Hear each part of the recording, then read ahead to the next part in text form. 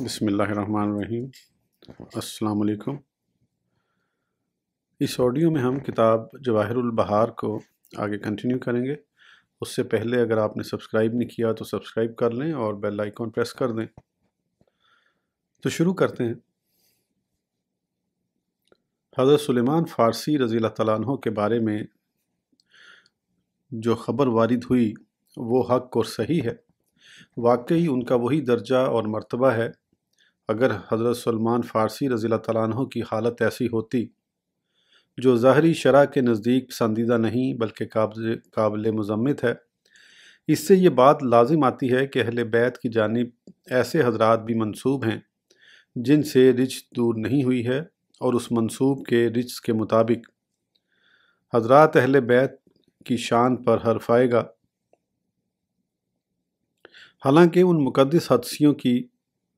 طہارت نص قطعی سے ثابت ہے، اور سلمان فارسی رضی اللہ تعالیٰ عنہ بھی بالیقین اہل بیت سے ہیں۔ میں امید کرتا ہوں کہ عقیل و سلمان کے عقب کو بھی یہ شرف حاصل ہوگا، جیسے امام حسن اور امام حسین رضی اللہ تعالیٰ عنہما کی اولاد و عقب اور اہل بیت کے آزاد کردہ غلاموں کو یہ شرف حاصل ہے۔ اور دوستو، اللہ تعالیٰ کی رحمت وسیع ہے۔ جب اللہ تعالیٰ کے نزدیک مخلوق کا یہ مرتبہ ہے کہ اہل فضل و کمال کی جانب منسوب ہونے والا بھی اس کمال سے منسوب ہو جاتا ہے، حالانکہ یہ شرف ان کے نفوس کی وجہ سے حاصل نہیں ہوتا بلکہ اللہ تعالیٰ ہی انہیں منتخب کر کے شرافت کی پوشاک پہناتا ہے۔ پس اے اللہ کے دوست، اس شخص کا مقام کتنا بلند ہوگا جو اس ذات کی طرف منسوب ہو جس کے لیے عنایت، بزرگی اور شرف خود اپنی ذات سے ہے،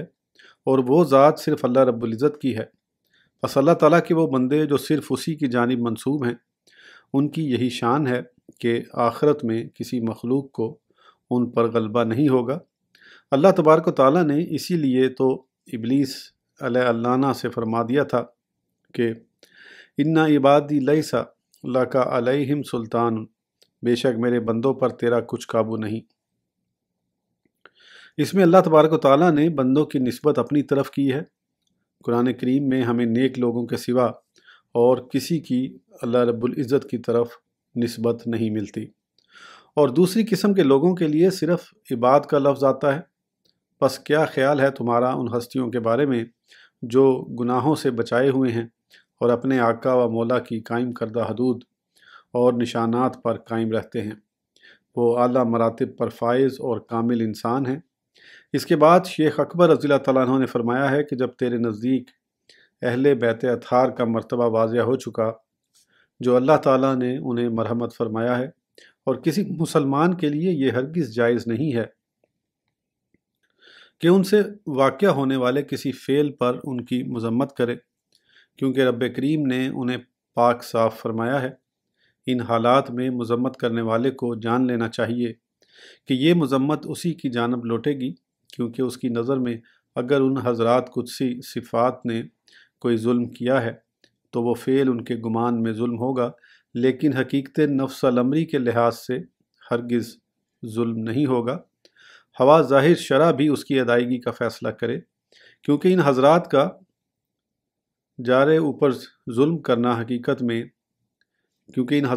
ہمارے اوپر ظلم کرنا حقیقت میں تقدیر الہی کے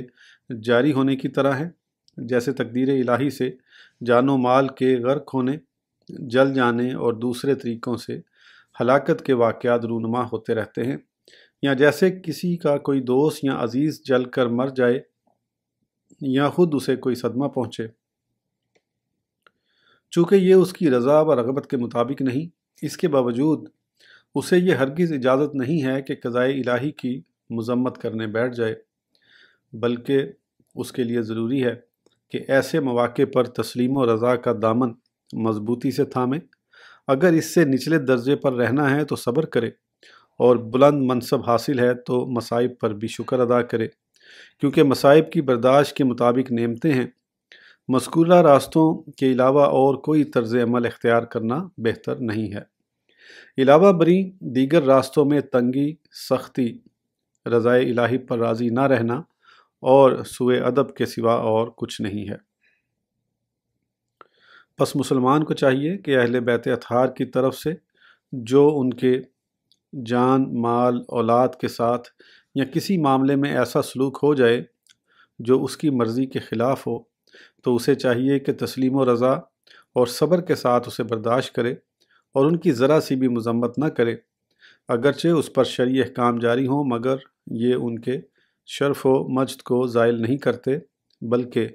تقدیر کی طرح جاری ہوتے ہیں۔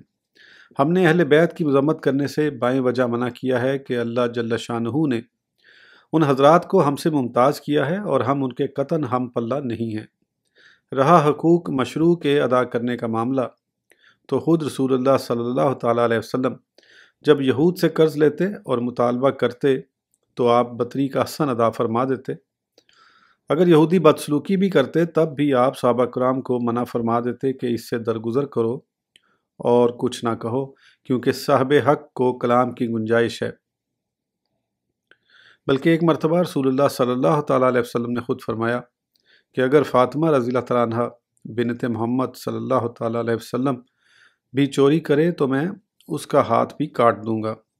حالانکہ اللہ تعالیٰ نے سیدہ فاطمہ رضی اللہ تعالیٰ عنہ کو ایسی باتوں سے محفوظ رکھا تھا۔ پس احکام الہی کا وضع کرنا اللہ تعالیٰ کے اختیار میں ہے، جیسے چاہے اور جس حال میں چاہے وضع فرمائے، کیونکہ یہ اللہ تعالیٰ کے حقوق ہیں، لیکن بائیں ہمہ اللہ جل شانہ نے ان کی مذمت نہیں فرمائی ہے۔ یہاں کلام ہمارے حقوق کے بارے میں ہے اور ہمیں یہ اختیار دیا گیا ہے کہ اگر چاہیں تو اپنے حقوق کا ان حضرات سے مطالبہ کر سکتے ہیں اور چاہیں تو ان سے دستبردار ہو سکتے ہیں، جبکہ عام لوگوں سے حقوق میں دستبردار ہو جانا ہی افضل ہے، تو اہل بیت کے ساتھ ایسا سلوک کرنا تو اور بھی فضیلت رکھتا ہے۔ جب ہمیں کسی مسلمان کی بھی مذمت نہیں کرنی چاہیے تو اہل بیت کی مذمت کس منہ سے کریں؟ اگر ہم اہل بیت سے اپنے حقوق طلب نہ کریں اور جو انہوں نے ہمارے ساتھ زیادتی کی ہو اس سے درگزر کریں تو اس حسن سلوک کے عوض بارگاہ خداوندی سے بہت بڑا انعام اور قرب الہی نصیب ہوگا، کیونکہ سرور کون و مکان صلی اللہ تعالیٰ علیہ وسلم نے اس کے علاوہ ہم سے اور کوئی چیز طلب نہیں فرمائی کہ آپ کے قرابت داروں کے ساتھ محبت کی جائے۔ اس میں راز یہ ہے کہ صلہ رحمی ایک اہم چیز ہے، لیکن جو شخص اپنے آقا و مولا سیدنا محمد رسول اللہ صلی اللہ تعالیٰ علیہ وسلم کے سوال کو پورا نہ کرے جب کہ وہ اس پر قادر ہے، تو کل بروز قیامت کس منہ سے بارگاہ رسالت میں حاضر ہوگا یا کس طرح ان سے شفاعت کی امید رکھے گا جب کہ اس نے اپنے نبی کے ایک مطالبے کو پورا نہ کیا جو آپ نے اپنے قرابت داروں سے محبت رکھنے کے بارے میں کیا ہے۔ جائے غور ہے کہ جب قرابت داروں کی بارگاہ رسالت میں اتنی اہمیت ہے تو اہل بیت اطہار کی اہمیت کتنی ہوگی، جبکہ یہ جملہ حضرات قرابت میں بھی خاص الخاص ہیں۔ علاوہ بنی قرآن کریم میں لفظ مودت آیا ہے اور اس کا مطلب محبت پر قائم رہنا ہے، کیونکہ جب کسی کو کسی سے محبت ہوتی ہے تو اسے ہر حال میں حرز جاں بنائے رکھتا ہے، اور جب اہل بیت کی محبت کو ساتھی بنا کر رکھا جائے گا تو ان سے جو حق تلفی بھی ہو جائے گی تو بھلا وہ ان سے کس طرح مطالبہ کرے گا؟ وہ مطالبے کو ترک کر دے گا اور مطالبے پر محبت کو ترجیح دے گا۔ کسی محب صادق نے کیا خوب کہا ہے کہ محبوب کا ہر فعل محبوب ہوتا ہے۔ یہ محبت کرنے کے بارے میں کہا ہے تو مودت میں کیا حال ہونا چاہیے؟ اس میں ایک خوشخبری یہ ہے کہ اللہ تعالیٰ کا ایک نام ودودو بھی ہے اور آخرت میں اس کا بالفعل اثر حاصل ہونے کے سوا اس کے ثبوت کا کوئی اور معنی نہیں ہے، اور لوگوں میں سے ہر شخص کو وہی حاصل ہوگا جو حکمت الہی کا مقتضی ہے۔ ایک دوسرے شاعر نے اسی بات کو یوں ادا کیا ہے: احب لحبها السودا لحبها السودان حتی احب لحبها سود الکلاب۔ اور شیخ اکبر رضی اللہ تعالیٰ عنہ نے اس مضمون کو یوں باندھا ہے، کہتے ہیں کہ کالے کتے مجنو کو کاٹتے تھے لیکن وہ لیلا سے رنگ کی مناسبت رکھنے کے باعث ان سے بھی محبت کرتا تھا۔ اس محب کا یہ حال ایسے شخص کی محبت میں ہے جو اللہ تعالیٰ کے حضور اس کی کوئی مدد نہیں کر سکتا اور نہ اس کے ذریعے قرب الہی حاصل ہوتا ہے۔ پھر بھی یہ سلوک ہے جو مذکور ہوا، اور یہ سچی محبت اور دلی مودت کے بغیر ہرگز نہیں ہو سکتا۔ پس اگر تجھے اللہ جل شانہ اور اس کے آخری رسول صلی اللہ تعالیٰ علیہ وسلم سے سچی محبت ہے تو یقیناً تو اہل بیت نبی سے محبت رکھے گا، اور یہ تجھے معلوم ہو چکا ہے کہ اہل بیت سے تیری طبیعت اور مرضی کے خلاف اگر کوئی بات صادر ہو جائے تو تیرے لیے وہ بہتر ہے، اور اس کے وقوع سے تجھے خوش ہونا چاہیے۔ تجھے اس کا علم اس وقت ہوگا جب اس کے روبرو جائے گا جس کے باعث ان حضرات سے محبت کی ہے، اور یہ تو اللہ تعالیٰ کی خاص عنایت ہے کہ تیرے دل میں ان کی محبت اور قدر و منزلت رکھی جو اہل بیت رسول صلی اللہ تعالیٰ علیہ وسلم ہیں۔ تجھے چاہیے کہ اس نعمت پر شکر گزار رہے، کیونکہ ان پاک زبانوں پر تیرا ذکر آیا ہے جن کو اللہ تعالیٰ نے ایسی کامل طہارت سے نوازا ہے جس کی حقیقت تک تیرے علم کی ہرگز رسائی نہیں ہے۔ اور جب ہم تجھے اہل بیت کرام کے ساتھ جن کا تو محتاج ہے، اور رسول اللہ صلی اللہ تعالیٰ علیہ وسلم کے ساتھ جن کے صدقے تجھے ہدایت ملی ہے اس حالت کے خلاف دیکھیں تو اس وقت تیری محبت کا یقین کس طرح کیا جائے گا؟ کیا رسول اللہ صلی اللہ تعالیٰ علیہ وسلم یہ نہیں فرمائیں گے کہ تم مجھ سے محبت رکھنے اور میرے حقوق کی رعایت کرنے کا گمان رکھتا تھا، حالانکہ میرے اہل بیت کے ساتھ تیرا یہ سلوک ہے کہ ان کے متعلق بدگمانی رکھتا تھا اور ان کے حقوق کی رعایت نہیں کرتا تھا۔ خدا کی قسم، یہ ایمان کی خرابی اللہ تعالیٰ کی خفی تدبیر اور اس کی ڈھیل کے سوا اور کچھ نہیں، حالانکہ تجھے اس کا علم تک نہیں۔ تو یہی خیال کرتا ہے کہ اللہ تعالیٰ کے دین و شرع کی حفاظت کر رہا ہے، اور جو کچھ کہتا ہے وہ اپنے حق کی طلب میں کہہ رہا ہے، اور تو اپنے خیال میں وہی طلب کر رہا ہے جس کا طلب کرنا اللہ تعالیٰ نے مباح ٹھہرایا ہے۔ لیکن اس طلب میں ذم، بغض، حسد اور اہل بیت پر اپنی ذات کو ترجیح دینا بھی تو شامل ہے جس کا تجھے شعور نہیں۔ اس مخلق بیماری کا شافی علاج یہی ہے کہ اہل بیت اطہار پر تو اپنے کسی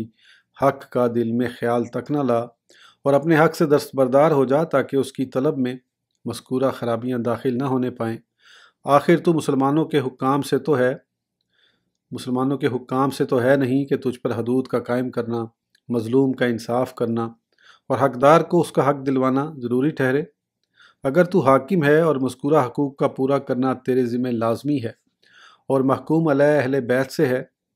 تو تجھے یہ کوشش کرنی چاہیے کہ صاحب حق سے کہے کہ وہ اپنے حق سے دستبردار ہو جائے، اور اس کے انکار کی صورت میں شرع کا حکم نافذ کرنا تجھ پر ضروری ہے۔ اے دوست، آخرت میں اللہ تعالیٰ کے نزدیک اہل بیت کے جو منازل و مراتب ہیں، اگر اللہ تعالیٰ تیرے لیے ان کا کشف کر دے تو ان کا غلام ہونا بھی دل و جان سے پسند کرے گا۔ اللہ تعالیٰ ہمارے دلوں کو رشد و ہدایت سے معمور فرمائے، آمین۔ شریعت محمدیہ شیخ اکبر رضی اللہ تعالیٰ عنہ نے فتوحات مکیہ کے 36ویں باب صفحہ 290 پر تحریر فرمایا ہے، جاننا چاہیے اللہ تعالیٰ تمہاری مدد فرمائے کہ جب شرع محمدی تمام شرائع کو متضمن ہے اور ان کا اس دنیا میں شریعت محمدیہ کے علاوہ کوئی حکم نافذ نہیں، کیونکہ جس حکم کی شرع محمدی تقریر کرے وہی حکم ثابت ہوتا ہے۔ ہم ان احکام پر اس وجہ سے عمل کرتے ہیں کہ ان کی رسول اللہ صلی اللہ تعالیٰ علیہ وسلم نے تقریر فرمائی ہے، اور شرائع سابقہ کے احکام پر اس لیے عمل نہیں کرتے کہ ان ازمنہ کے مخصوص انبیاء کرام نے ان کی اپنے زمانوں میں تقریر فرمائی تھی۔ چونکہ فخر دو عالم صلی اللہ تعالیٰ علیہ وسلم کو جامع کلمات یعنی جوامع الکلم دیے گئے ہیں، لہذا اس وقت دنیا کے سارے مکلف، خواہ وہ انسان ہو یا جنات، سب شرع محمدی پر عمل کریں گے، کیونکہ اب شرع محمدی کے سوا دنیا میں کوئی اور شرع باقی نہیں ہے۔ شیخ اکبر رضی اللہ تعالیٰ عنہ نے اسی موضوع کے متعلق کتنے ہی فوائد اور بھی بیان فرمائے ہیں جو ان پر مطلع ہونا چاہیے، وہ ان کی تصنیف لطیف فتوحات مکیہ کی جانب رجوع کرے۔ شفاعت کبریٰ شیخ ابن عربی رحمۃ اللہ علیہ نے فتوحات مکیہ کے باب، یہ نمبر مٹا ہوا 564 شاید، صفحہ 408 پر شفیع المذنبین صلی اللہ تعالیٰ علیہ وسلم کی شفاعت عظمیٰ کا ذکر کیا ہے کہ جب لوگ کھڑے ہوں گے اور زمین وسیع کر دی جائے گی، آسمان پھٹ جائے گا، ستارے ٹوٹ کر گر پڑیں گے، سورج گہنا جائے گا، چاند کی روشنی زائل ہو جائے گی، چوپائے اکٹھے کیے جائیں گے، سمندروں کا پانی خشک ہو جائے گا، روحیں اجسام میں داخل ہو جائیں گی، فرشتے آسمان کے کناروں پر اتر پڑیں گے، پروردگار عالم کی خاص تجلیات بادلوں کے جھمگھٹوں سے ظاہر ہوں گی۔ ایک منادی پکارے گا کہ ایک نیک بختو۔ اس وقت اہل محشر کی 3 جماعتیں ہوں گی۔ لوگ ایک دوسرے سے اتنے مل جائیں گے کہ گرمی اور زیادہ محسوس ہونے لگے گی۔ بعض آدمی اپنے منہ تک پسینے میں غرق ہوں گے۔ یہ مصیبت سب سے سخت اور معاملہ انتہائی نازک ہوگا۔ لوگ حیران و پریشان ہوں گے اور بعض دھیمی آوازوں کے سوا کسی کی آواز تک سنائی نہیں دے گی۔ اس وقت جہنم کو ظاہر کیا جائے گا اور لوگوں کو اس مصیبت میں پڑے ہوئے کافی عرصہ ہو جائے گا، اور انہیں اس بات کا بالکل پتہ نہیں لگے گا کہ اللہ تعالیٰ کا ان کے ساتھ آج کیا ارادہ ہے۔ جیسا کہ رسول اللہ صلی اللہ تعالیٰ علیہ وسلم نے فرمایا ہے کہ لوگ آپس میں ایک دوسرے سے کہیں گے کہ آؤ ہم سب اپنے باپ حضرت آدم علیہ السلام کے حضور میں حاضر ہو کر ان سے عرض کریں کہ جس سختی میں ہم مبتلا ہیں اس سے نجات دلوانے کے لیے اللہ رب العزت کی بارگاہ میں عرض کریں اور ہمیں آرام دہ جگہ کی طرف لے جائیں، کیونکہ اس مصیبت کی جگہ ٹھہرے ہوئے ہمیں بہت عرصہ ہو چکا ہے۔ چنانچہ وہ آدم علیہ السلام کی بارگاہ میں حاضر ہو کر اپنا مدعا عرض کریں گے۔ حضرت آدم علیہ السلام فرمائیں گے کہ آج کے روز میرا رب سخت غضب کے عالم میں ہے، اور اس سے پہلے اتنے غضب کا اس نے کبھی اظہار نہیں فرمایا، اور نہ ایسا غضب اس کے بعد ظاہر فرمائے گا۔ اس کے بعد اپنی ظاہری لغزش بیان کر کے فرمائیں گے کہ مجھے اللہ تعالیٰ کے حضور میں سوال کرتے ہوئے شرم محسوس ہوتی ہے۔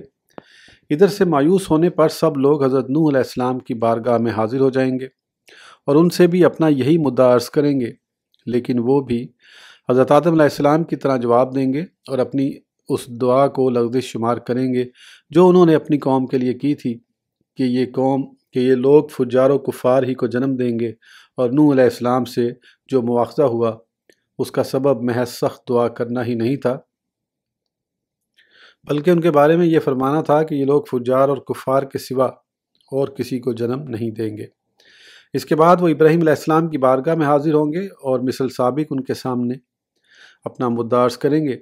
آپ بھی حضرت آدم اور حضرت نوح علیہ السلام کی طرح جواب دیں گے اور 3 ایسے واقعات کا ذکر فرمائیں گے جو حقیقت میں مبنی بر صداقت تھے، لیکن ظاہر میں سامع کی مراد کے مطابق نہیں تھے، چنانچہ ان کے پیش نظر انکار فرمائیں گے۔ ازاں بعد لوگ حضرت موسیٰ و عیسیٰ وغیرہ علیہم السلام کی خدمت میں پہنچیں گے اور اپنی غرض کا ان سے اظہار فرمائیں گے، تو وہ بھی آدم علیہ السلام کی طرح جواب دیں گے۔ بلاخر وہ سارا مجمع سید الانبیاء شفیع المذنبین صلی اللہ تعالیٰ علیہ وسلم کی بارگاہ بے کس پناہ میں حاضر ہو جائے گا، جو قیامت کے روز جملہ بنی نوع انسان کے سردار ہوں گے۔ جب آپ کی بارگاہ میں بھی وہی مدعا عرض کریں گے جو دیگر انبیاء کرام کے حضور عرض کر چکے تھے، تو سماعت فرمانے کے بعد فخر دو عالم صلی اللہ تعالیٰ علیہ وسلم ارشاد فرمائیں گے، واقعی اس کام کے لیے میں ہوں۔ یہی تو مقام محمود ہے جس کا اللہ تعالیٰ نے وعدہ فرمایا ہے کہ قیامت کے روز آپ کو مرحمت فرمایا جائے گا۔ پس آپ وہاں حاضر ہو کر سجدہ ریز ہوں گے اور ایسے کلمات کے ساتھ اللہ رب العزت کی حمد و ثنا بیان کریں گے جو صرف آپ کی طرف اس وقت الہام فرمائے جائیں گے اور اس سے پہلے ان سے کوئی آگاہ نہ ہوگا۔ اس کے بعد آپ بارگاہ خداوندی میں یہ شفاعت کریں گے کہ مخلوق کے لیے باب شفاعت کھول دیا جائے۔